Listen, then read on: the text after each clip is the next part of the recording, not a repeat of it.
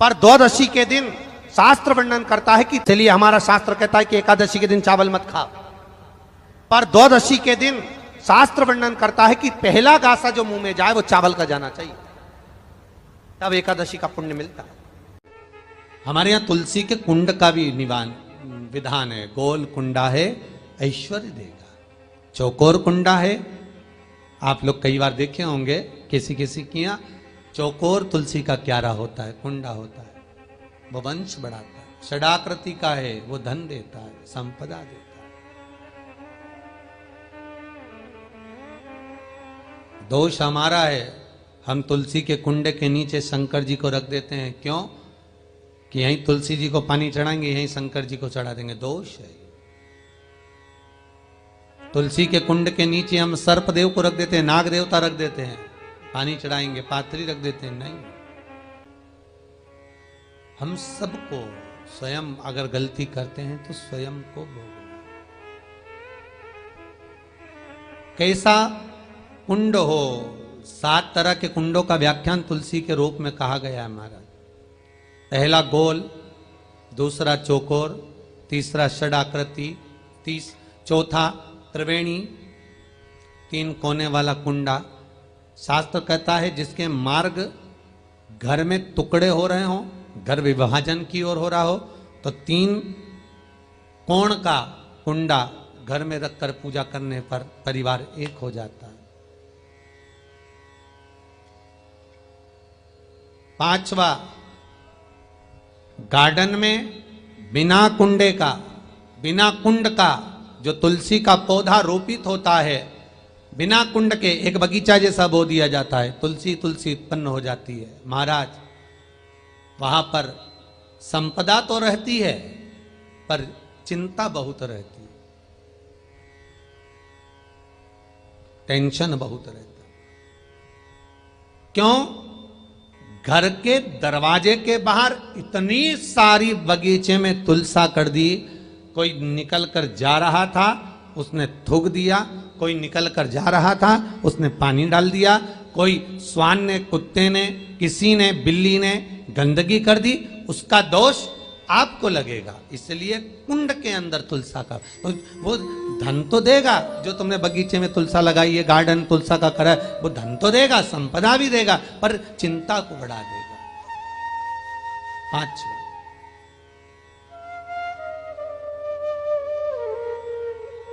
महाराज 6, तुलसी के कुंड को 3 धार पर लटका कर रखना। कई जगह पर आपने देखा होगा तुलसी का जो कुंडा होता है उसको 3 जो तार होते हैं, 3 जो चेन होती है, उस पे लटकाया जाता है। महाराज विष्णु पुराण उसका भी व्याख्यान करती है। महाराज वहां व्यक्ति के कार्य उन्नति की सीढ़ी की ओर बढ़ जाते हैं। जैसे भोजन की थाली लग गई, भोजन तैयार हो गया, बस खाने बैठे हो और थाली खसक गई, समझ लेना कि तुलसी को अधर पर लटका कर रखा है। इसलिए कार्य तो हो रहे हैं, बनने वाले हैं, 4 दिन बाद ये काम होने वाला है, 8 दिन बाद ये काम होने वाला है, लग रहा है कि इसमें इतना फल मिलेगा, लग रहा है इस व्यापार को करेंगे तो इतना फायदा हो जाएगा, सब कुछ करा, लाखों रुपए लगा भी दिए, थाली मालूम पड़े खसक गई, अधर लटका है तुलसी।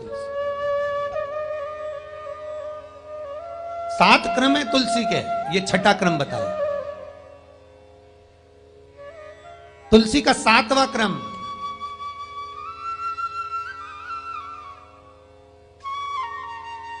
तुलसी का 7वां क्रम है महाराज, तुलसी का कुंडा जैसा घर के आंगन में है, तुलसी का कुंड जैसे घर के आंगन में विराज रहा है, ऐसा ही छोटा सा कुंड भगवान के लिए रोपित करें। प्रतिदिन भगवान की सेवा करते समय तुलसी का कुंड सम्मुख रखकर उसकी आराधना करना, फिर उस कुंड को वापिस बाहर ले जाकर रखना, फिर दूसरे दिन पूजन के समय पर कुंड को लाकर रखना। हम तो यहां तक कहते हैं, विष्णु पुराण गर्ग संहिता कल्याण का तुलसी अंक यहां तक वर्णन करता है कि आप पूरे साल ये नहीं कर सकते तो कम से कम कार्तिक के महीने में भगवान के सामने तुलसी का छोटा कुंड, चौकोर वाला, गोल नहीं, चौकोर कुंड लाकर भगवान के सामने रखकर छोटा सा कुंड का पूजन कर कर भगवान के साथ उस कुंड को वापस बाहर विराजमान। लक्ष्मी कितनी होती है? जम के बोलो, लक्ष्मी कितनी होती है?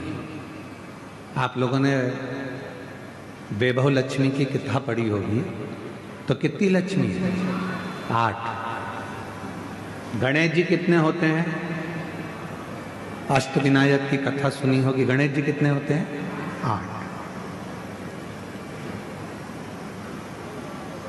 सरस्वती भी, वीणा देवी भी अपने अलग अलग स्वरूप में विराजमान है।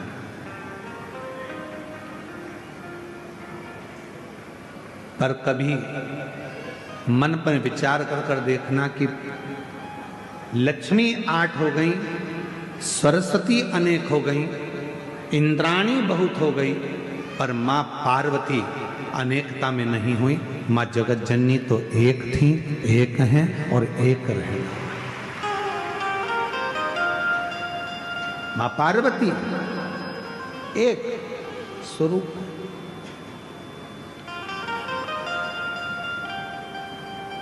किसी ने पूछा मां पार्वती जी से कि लक्ष्मी जी 8 रूपों में धारण करती हैं, कोई उनको संतान लक्ष्मी कहता है, कोई उनको वैभव लक्ष्मी कहता है, कोई उनको धान्य लक्ष्मी कहता है, कोई उनको कुछ लक्ष्मी कहता है। अनेक तरह की लक्ष्मी की पूजन दुनिया के लोग करते हैं। और मां पार्वती जी आप तो अकेली। पार्वती जी कहती हैं कि मुझे अलग अलग रूप धारण कर कर देने की जरूरत नहीं पड़ती।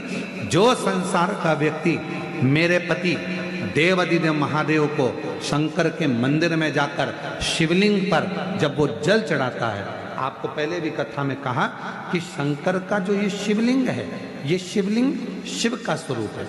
ये जो जलाधारी है गोल जिसमें पानी गिरता है, ये पार्वती जी का स्वरूप है। सामने से जो जल बहता है उसके बीच में एक मोटी सी लाइन होती है जो भगवान शंकर की छोटी लड़की अशोक सुंदरी है। फिर राइट में गणेश जी महाराज, लेफ्ट में सदानंद कार्तिकेय जी हैं। शिवलिंग के ऊपर जो बूंद बूंद पानी घड़े में से टपकता रहता है वो शंकर जी की 5 लड़कियां हैं, जया, विषहरा, शामरी बारी, दौतली, देव। ये पूरा परिवार शंकर जी का एक ही जगह पर है। तो पार्वती जी कहती हैं लक्ष्मी जी को अपना रूप रखना पड़ेगा। संतान देना है तो संतान लक्ष्मी, धन देना है तो धान्य लक्ष्मी, वैभव देना है तो वैभव लक्ष्मी। पार्वती जी कहती हैं मुझे रूप रखने की जरूरत नहीं है। जो मनुष्य एक लोटा जल लेकर शंकर के मंदिर में जाकर शिवलिंग पर जल चढ़ाता है और वो जल जो मेरे पास बहकर आता है वो अलग अलग जगह से नहीं जाता, एक ही जगह से नीचे गिर जाता है। अर्थात शिव और पार्वती को रूप रखने की जरूरत नहीं पड़ती। जो आया जो मांगा एक ही रूप में उसके भंडार भर दिए जाते हैं, उसको धन वैभव सत्ता प्रदान कर दी जाती है। हमें रूप रखने की जरूरत नहीं। जब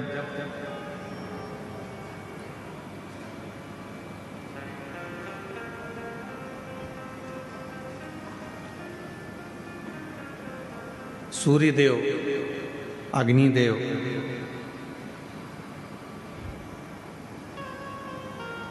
इंद्रदेव, भगवान नारायण और भगवान ब्रह्मा, गरुण, वरुण सब भगवान शंकर जी से मिलने के लिए आए, शिव जी से।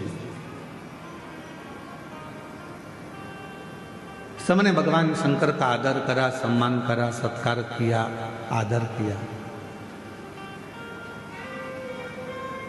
शिव जी से पूछा इंद्रदेव ने, मैं आपके लिए हीरे का सिंहासन बना देता हूं, आप उस पर बैठिए। भगवान विष्णु जी ने कहा कि मैं आपके लिए एक अलग से शेषनाग का निर्माण कर देता हूं, आप उस शेषनाग की सैया पर विश्राम करो। ब्रह्मा जी ने कहा मैं आपके लिए कमल का पुष्प लेकर आता हूं, आप उस कमल के पुष्प के ऊपर विश्राम करो। गरुण कहते हैं कि आप मेरे ऊपर बैठ जाओ, वरुण कहते हैं आप मेरे साथ चलो। 33 कोटि देवताओं को आप दर्शन करेंगे, सारे देवता किसी ना किसी चीज पर बैठे हैं। केवल एक देव अधिदेव महादेव ऐसे हैं जो केवल बैठे हैं तो एक पत्थर पर बैठे हुए आपको मिलेंगे, पत्थर पर बैठकर साधना करते हुए मिलेंगे, पत्थर पर बैठकर आराधना करते हुए मिलेंगे। शिव जी की मूर्ति का यदि आप दर्शन करेंगे, भगवान शंकर की मूर्ति का यदि आप दर्शन करेंगे तो शिव एक पत्थर पर बैठकर अपनी साधना कर रहा, अपनी आराधना।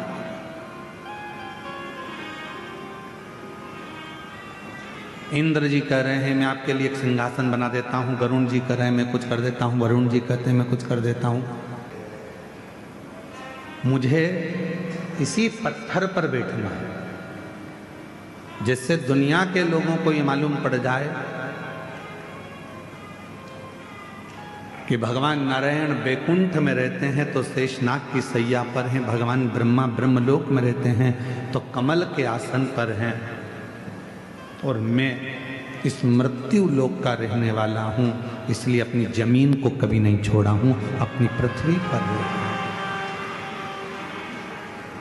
आप कितने भी ऊपर पहुंचो, आप कितनी भी उन्नति की सीढ़ी पर चढ़ लो, आप कितने भी अच्छे सिंहासन पर बैठ लो, आप कितनी भी राजपद प्रतिष्ठा बहुत अच्छा प्राप्त कर लो, आप दुनिया की सारी दौलत प्राप्त कर लो, आपके पास में भगवान कृपा करे कि दुनिया की सबसे महंगी से महंगी गाड़ी आपके पास रहे, दुनिया का सारा धन आपके पास में रहे। हम तो कुबेरेश्वर बाबा से यही प्रार्थना करते हैं कि आपके पास में खूब दौलत संपदा धन वैभव सब हो, पर निवेदन है ये सब तुम्हारे पास में हो, उसके बाद भी आप बाबा देवादिदेव महादेव से प्रार्थना करना कि बाबा हमारे स्वभाव को मत बदलना, जैसे आज भी हम नीचे बैठते हैं ऐसे बैठने की हमारी आदत बना कर रखें, हमारे स्वभाव को ना बदले।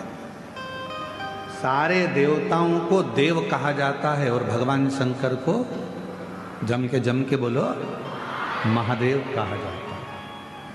सारे देवता देव हैं और शिव जी महादेव हैं। देवताओं से भी बड़ा पद भगवान शंकर के पास में है, उसके बाद भी शिव जी एक पत्थर पर बैठकर अपनी साधना को करते। जमीन बड़े, घर बड़े, गाड़ियां बड़े, बंगला बड़े, फैक्ट्री बड़े, यश बड़े, कुर्सी बड़े, पद बड़े, प्रतिष्ठा बड़े, सम्मान बड़े, पर उसमें आप अपना जो मन का भाव है, जो तुम पूर्व में थे वैसा भाव कभी त्यागना नहीं, और जो अपने पूर्व का ध्यान त्यागता नहीं है वो दुनिया में बहुत आगे बढ़ता चले जाता है, तरक्की की ओर बढ़ता है। आप अपने कल को मत त्यागो, आप अपने पूर्व को मत त्यागो। जिसने अपना कल नहीं त्यागा वो उन्नति की सीढ़ी पर चढ़ता चलेगा। माननीय उत्तर प्रदेश के मुख्यमंत्री जी माननीय योगी जी,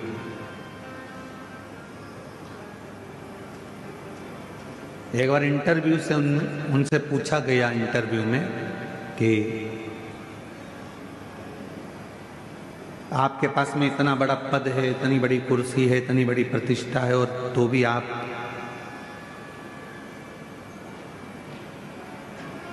अपने देवालय में, मंदिर में,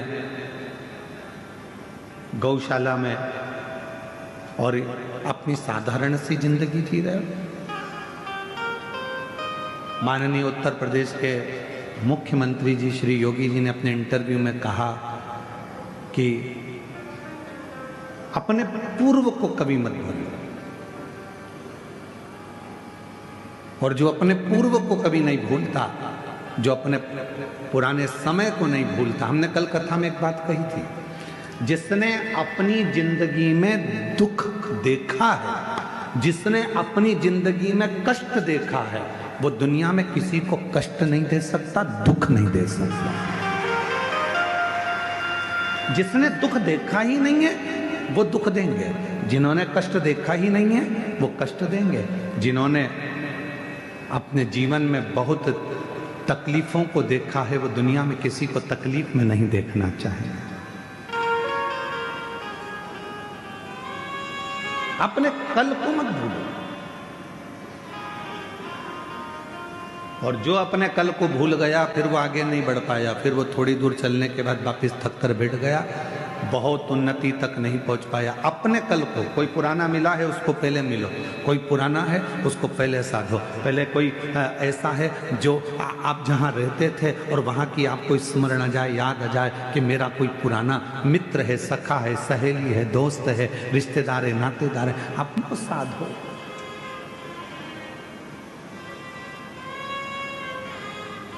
अपने पुराने को मत भूलो।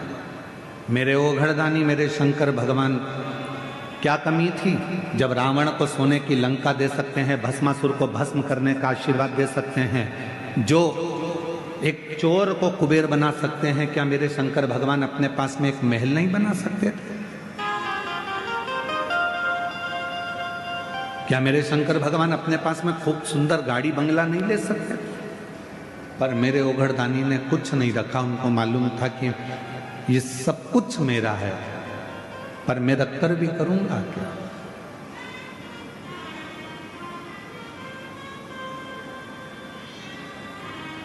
जैसे थे देवादिदेव महादेव वैसे ही है, वैसे